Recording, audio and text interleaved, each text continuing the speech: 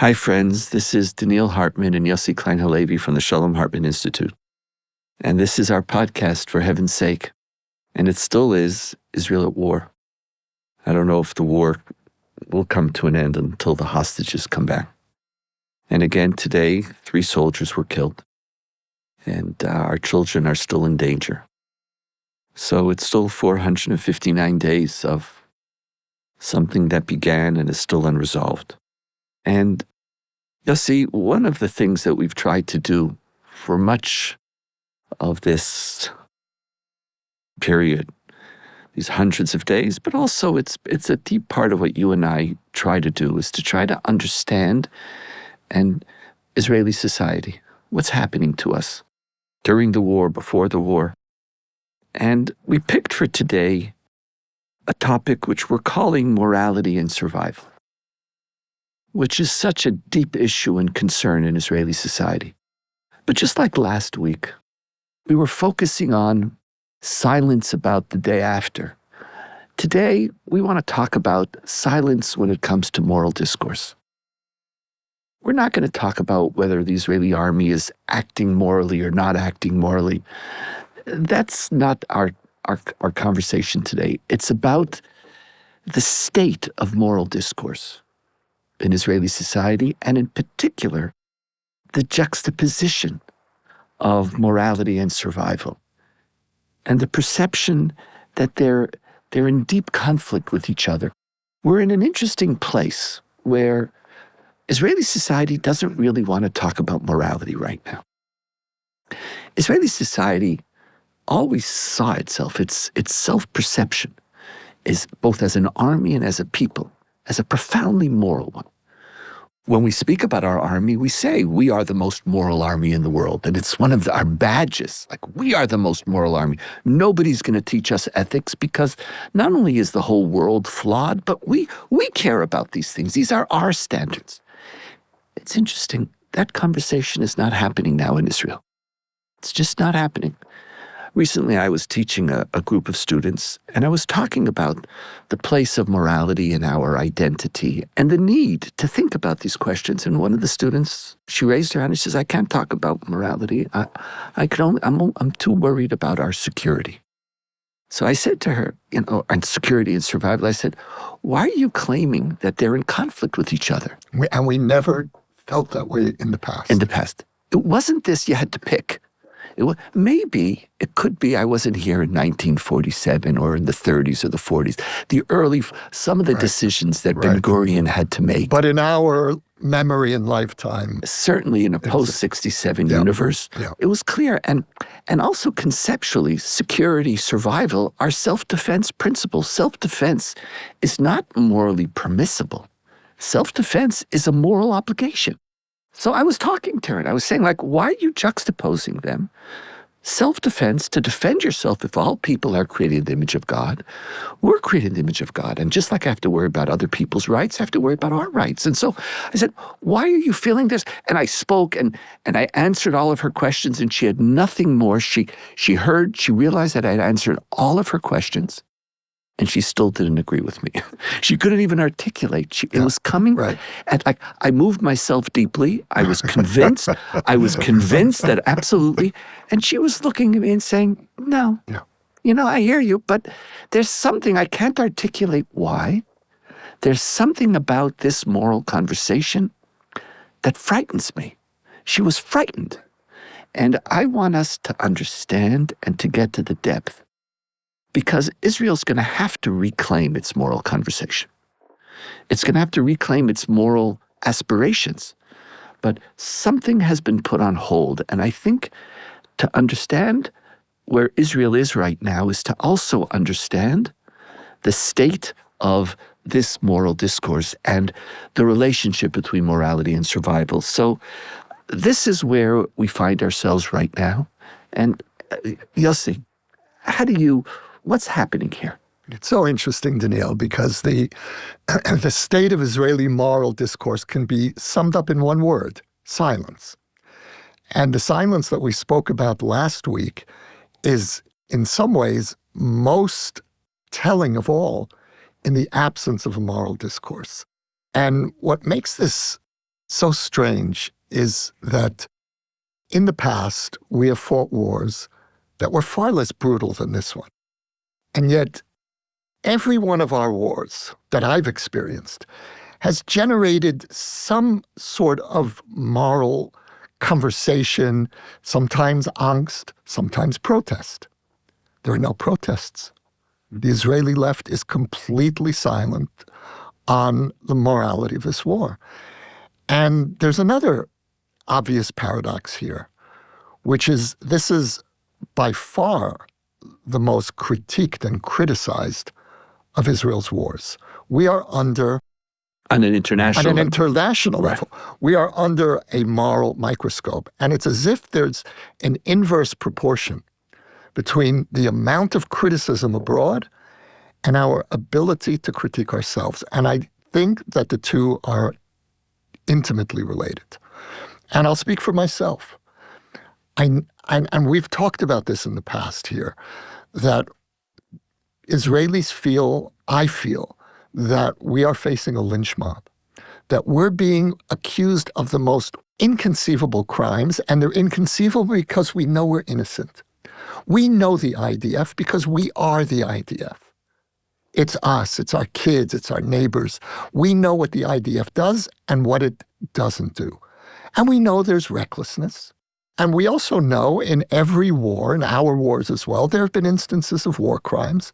But we know that the war itself is not a crime. We don't fight wars that are inherently war crimes, which is exactly what we're being accused of. We're not being accused of committing war crimes.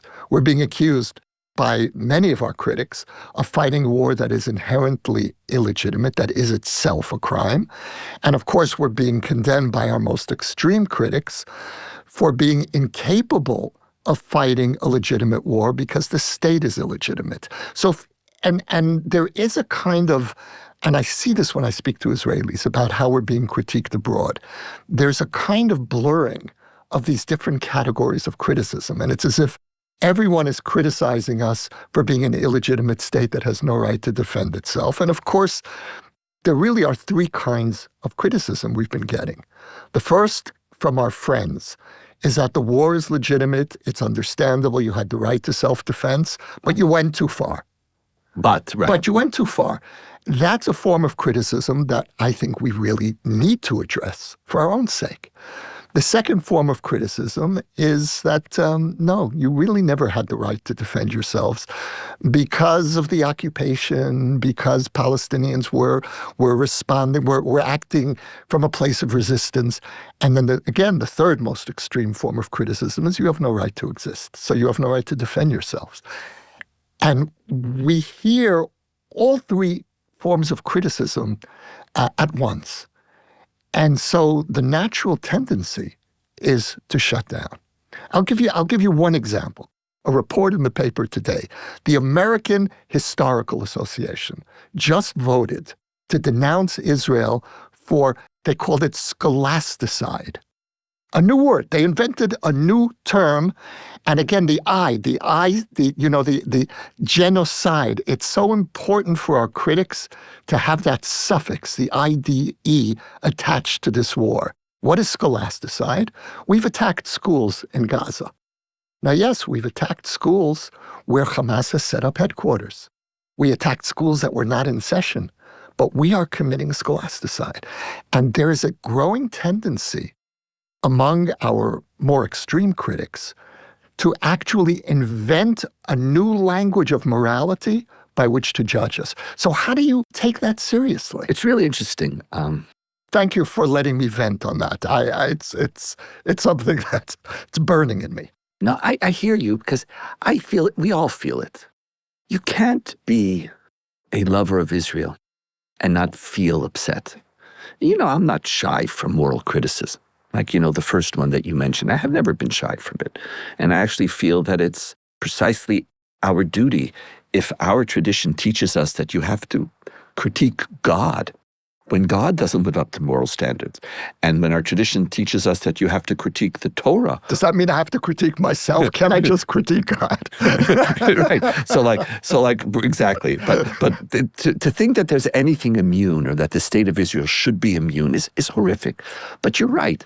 There's such an onslaught, really such a moral onslaught from so many levels. You're just frightened from you don't want to have to do with it. It's like there's no place for a moral conversation. Do you know where I felt it was very interesting?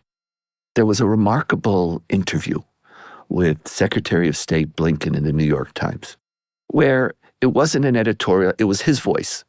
And he spoke. And he said, because they were asking him over and over and over again about you were supporting and you're the one who gave Israel the bombs. And he was like a staunch old the Democrat, pro-Israel, working his whole being. And he was such a good friend. He really was. He was been with us from the beginning. And, he gave criticism of the First Order. He said it himself. But here he was just pushing. At one point he says, and I wonder how come nobody anywhere in the world is criticizing Hamas right now. There's no more criticizing of October 7th. That's like not even on the conversation. But he said more than that. Why isn't anybody just saying, you want the humanitarian crisis in Gaza to stop? Why aren't people criticizing Hamas and saying, stop the fight? Just lay down your weapons, surrender. The notion that Hamas has any culpability, whether for October 7th or after October 7th, for what's happening. We can go into greater details of Hamas stealing humanitarian aid. So there is this sense, like hearing it, by the way, from him, Israelis couldn't stop. Now everybody, it used to be, Haaretz quotes the New York Times. Now even the right-wing papers, everybody after this interview, this was widely spread in Israel and also misquoted, but on other levels. But Blinken was trying to say there's something wrong going on here, which is what you're giving evidence to, what you're really testifying. And you're right, Israelis are feeling it. They're just tired. And angry. They're angry. You're tired from moral criticism all the time. If you leave it, when it's focused and when you can understand but when it is weaponized the way you mentioned, it's just, there's no room in the pro-Israel community for this moral criticism, which is a horrific thing. But but we have to understand it's psychological. With serious consequences. With very serious consequences. There's another side that I want to broach with you that I've been thinking about. And I'm very ambivalent about this. Ambivalent about talking about it, and ambivalent about what I feel. There is this deep ambivalence. Is the war in Gaza a war that our standard moral categories of morality of war weren't prepared for? Were we not prepared for them? The nature of that war. And I'm very frightened of this. Yeah. Honestly, I don't like it, but you can't be honest, or I would say, whether I'm thinking about it, I certainly could put it in the hearts and minds of many Israelis, that they feel that there are certain standards of war which apply, and our code of ethics of our army is very clear about what we're supposed to do and the distinction between combatants and non-combatants. But you mentioned the nature of Gaza, the nature of this 400 square kilometer area where the intersection and overlapping of military targets, civilian targets, tunnels, our experience in the past of horrific, horrific deaths. This reality, going into the war, I could understand what this girl is telling me is, how do I win the war? Forget total victory. How do I even function? Does morality or the standards, the natural, the normal standards of morality, are there times when in self-defense, you're in another terrain where there's nothing that you could do? It's not even in your hands anymore. Now, this is so dangerous because now you have a morally exempt space. Whenever there's a morally exempt space, you're in great danger. I think the problem is that we are in uncharted moral territory. We are not in a morally exempt space, but a morally undefined space. When the laws of war were set out after World War II, The assumption was you're dealing with conventional armies. Now we're dealing with terrorist forces that have extraordinary power. That didn't exist at the end of World War II when international law began to grapple with the morality of war. And so that's one thing. What do you do when you're, and I just recently came across this statistic, thousands of homes in Gaza were booby-trapped. How do you deal with that kind of warfare? How do you make clear distinctions between combatants and non-combatants? Hamas don't wear uniforms. Do you treat every male 18 and over or 14 and over? We're talking about Hamas. They use kids. Are they all combatants? Is the distinction gender in Gaza? What do you do? How do you determine who's a combatant and who isn't? But I want to help us, because we're not engaging in a conversation again about what morality. It's about, from an Israeli perspective, Yes. You're sitting and watching this in Israeli newspapers. We know every single house in northern Gaza now is booby-trapped. So you're just looking at it and you're saying, so what moral conversation do you want me to have? And the problem is not only don't we have rules, we don't have a language with which to discuss this. And it's not only us. I think that's true for the international community. And there's another aspect here, which is October 7th, and how October 7th changed the Israeli perception of the moral parameters of war. I heard a story today, I'm not going to repeat it, something that I hadn't heard yet about what happened on October 7th. And we all have this sense that we touched the abyss on October 7th. And we may never know the full depths of what happened there. Existential abyss or moral abyss? No, a moral abyss. That we encountered an evil. Yes, that's a very important distinction you just said, because there is an existential dimension that we've talked about, and I think we need to talk about it in this context as well, about why Israelis are shying away from a moral conversation. But there is also the sense that on October 7th, we stared into the abyss. And when you encounter that level of evil, something changes in the ground rules. Now, the Allies experienced that in World War II. And it's not a coincidence that when you talk to Israelis about what is your framework? What is the lens through which you perceive Gaza? What I hear over and over again is World War II, the bombing of German cities. And leaving aside again whether the analogy is morally apt or not, that's the default position. That's the emotional context. So we're quoting Dresden and Hiroshima not because of there we were willing to kill civilians in order to achieve an end, but it was the context of World War II. What do you mean by that? That when you are fighting a level of evil that breaks all pre-existing categories, the rules are off. The rules are different. Yeah.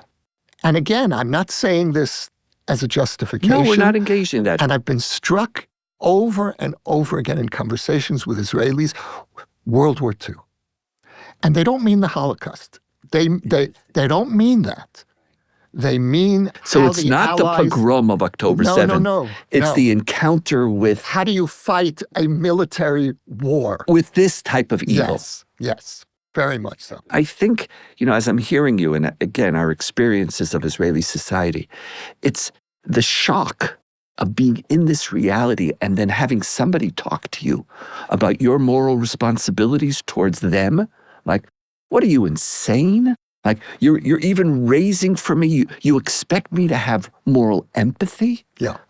And there's this, it's such a dominant... And you know what? At least if you were to acknowledge that we are fighting a Nazi-like regime, a Nazi-like force, that might give us some shared moral discourse. But if you don't understand the nature of the enemy we're fighting, then how could you possibly critique me? So that, again, this connects to the first point. Yes. That, the weaponizing and the gap between... So we have a weaponizing of moral conversation.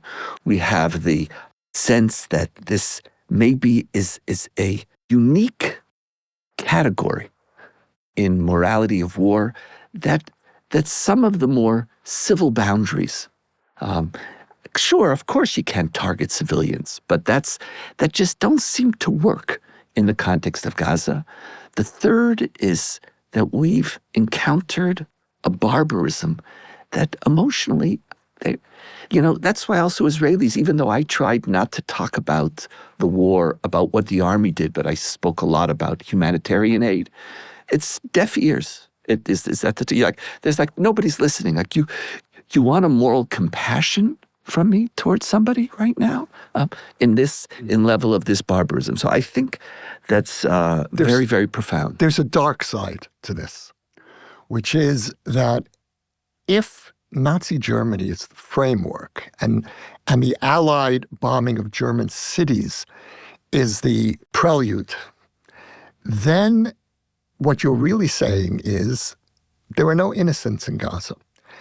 And we hear this a lot from Israelis. There are no innocents. And what's the proof? The proof that Israelis will offer over and over again is look at what they did on October 7th, not inside the kibbutzim, when they dragged the hostages and the dead bodies through the streets of Gaza and thousands of people came out. Now, I've thought a lot about those scenes were horrific. But to go from those scenes and draw the conclusion that there are no innocents in Gaza, that's a very big leap.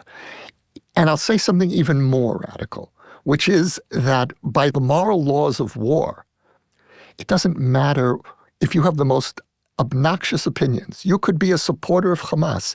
If you're a non-combatant, you're an innocent.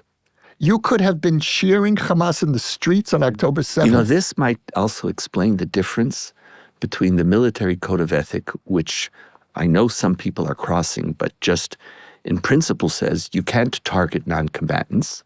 Period. You can't target. But in Israeli society, there's just no sympathy. You want me to have sympathy? Like you're calling on me. I'm not the one who has to decide as a civilian.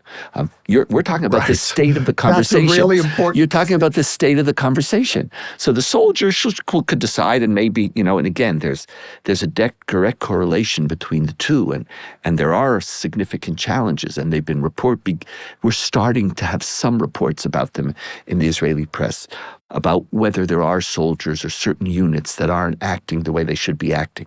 But we're talking about the state of the conversation. So it's one thing, these people who are talking, they're not going to shoot. They're just talking, you want me to sit here and have moral angst? I'm not having any moral angst at this moment.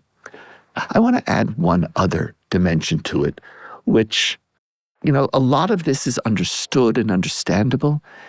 And this too is understood and understandable, forgivable, but also has profound consequences. October 7th made Israelis again feel like they're victims. We're victims. And victims don't have moral responsibilities. Victims can't even imagine that they have moral power.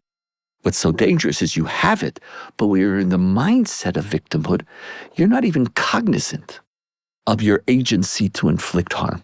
You're not even in that mindset. And victimhood also allows you rage, allows you hostility, allows you this space whereby, everything you do as a result of that is somehow, whether it's temporary insanity or you stretch far beyond the normal parameters as to what constitutes self-defense, where a victim could lash out against their attacker. As the Palestinians would put it, all means are justified. All means are justified. And here, what happens when a state of Israel, who is no longer in October 7th, but is in October 8th, but has a mindset of October 7th, just doesn't know how to talk about morality. October 8th is not shaping our moral discourse. October 7th is. And that sense of victimhood is the dangers of it. And you know where we see it? That's also part of the tragedy of Palestinian society. Palestinian society embraces, or so many of them, or parts of them, whatever, embrace terror because as victims, I'm allowed to. As victims, this is what I'm allowed to lash out. I'm not governed by these rules. Once you victimized me, I don't have moral responsibility towards you. And Israeli society in one day reclaimed this massive victimhood identity. And if we talk about the future, last week we spoke about the need to think about Gaza tomorrow. Israel tomorrow is, we can't continue this victimhood position. It's such an important point you're bringing up, Donniel. And Israeli society should look at Palestinian society and the Palestinian national movement as a cautionary tale, a warning against centralizing victimhood in your identity. Because not only does victimhood supposedly free you of moral constraints and responsibilities, but it frees you from all responsibilities. And so you can turn down one peace offer after another because it's never perfect. It's not good enough. And I'm the victim, and therefore the responsibility is all on you to compromise. I don't have to compromise on anything because I'm the victim. That's the story in one sense of the failure of Palestinian nationalism, Palestinian diplomacy. Of maturity. It's a failure of responsibility. It's so interesting how both our societies, who are at war with each other, are actually learning the worst things from each other. We're going back and forth right. and back and forth. But I want to add another dimension. Until now, we've really framed this conversation in an emotional sense. These are the emotional reasons why we don't have a robust moral conversation today. But I think there's also a very practical reason. And that is that October 7th changed the ground rules. And now I don't mean the brutality or the shock. I mean the goal of the war, of this war, was qualitatively different from any war we have fought until now in our asymmetrical conflicts, either with Hamas or Hezbollah. This time the goal was not to contain Hamas, to dissuade them from firing rockets. The goal was to bring them down. It was to destroy the Iranian ring around Israel's borders. And so you can't do that with the old rules of engagement that the IDF had. So the New York Times had its big supposed expose, of how the army changed the rules of engagement. Now, you and I read that, we talked about it, and we both had the same reaction. Yeah, so, where's the smoking gun here? Of course we changed the rules of engagement because we could not win. You can't meet your goals, your more expanded goals, with those old rules of engagement made sense if you're fighting a limited war, which will leave Hamas where it is and Hezbollah where it is. And so Israeli society intuitively understood on October 8th that we have to destroy. This is complete victory requires of us to put aside something. Not even to totally destroy Hamas, but to break the siege on our borders required a level of warfare that we had not experienced before. And we all understood that. And so, so the Times, 14, 15 months later, the Times comes up with this big expose, which the paper spreads as its banner headline, and it didn't make a ripple among Israelis who encountered that report. Not a ripple. For good reason, because the Times didn't address the war that we were fighting. But this also points to the challenges. Just like victimhood, when you feel that your goal is to destroy, what is that going to do to you? When that's the aim, and now that we know we can't, but you can't press a button. We did part of it. We broke the siege on our borders. We did. That's a Dayenu moment. No, that is, but even that now we're stuck with this notion of destroying Hamas, and we're connecting to last week. We're going to have to agree to a ceasefire with the Hamas that we haven't destroyed in order to get our hostages home. But this language, that's why also you have to be very careful. You see how all these terms and these experiences have shaped Israeli society. And you're right. you're right. If I have to reclaim deterrence, if I have to destroy, this girl really echoed. She really mirrored something. She says, I hear you. I hear all your answers. It's true. Self-defense is immoral. I need something else, she's saying. There's something else happening here that I'm frightened of, and I don't know if I could live. Literally, is it morality or is it survival? And it doesn't have to be that, but there are times when it feels like it is. And if we had this conversation, I don't think we could have had this conversation at the beginning of the war, when it was most powerful. And we weren't even cognizant. There was a challenge back then. Now, 459 days later, the challenges were still there. And as educators, how much longer is it legitimate for us to be there? I actually know, but the gap between where Israelis are and where they're willing to go 459 days later is huge. The state of moral discourse in Israel is today a problem. It's a moral problem of its own, separate from well put. The war itself. Before we conclude, if I could just shift gears for one small second, because I owe a thanks to our friend David Makovsky. Last episode, I said that Israel, 35% of Gaza is under Israeli military occupation, which is similar to Area C. And David in the West Bank. To Area C in the West Bank. And David Makovsky, who probably knows more about each one of the area A, B, C, he spends his whole lifetime analyzing and thinking about the future, returned and said it's actually Area C is closer to 60%, which upsets me unto itself. I have to think about what that means. But that facts get in the way. But it's still, we speak so much about facts and truth. Here there was, I spoke inaccurately, and so I just wanted to correct that and to thank David for bringing that to our awareness. And with that, Yossi, just to end with our weekly bracha, but maybe it looks like the hostage conversation is going to another step up. You never know. It's hard to tell, but I really want by next week, I think all of us, we want that by next week we could have some news about our family and our children. So Yossi, thank you. Thank you. Nice being with you. Pleasure.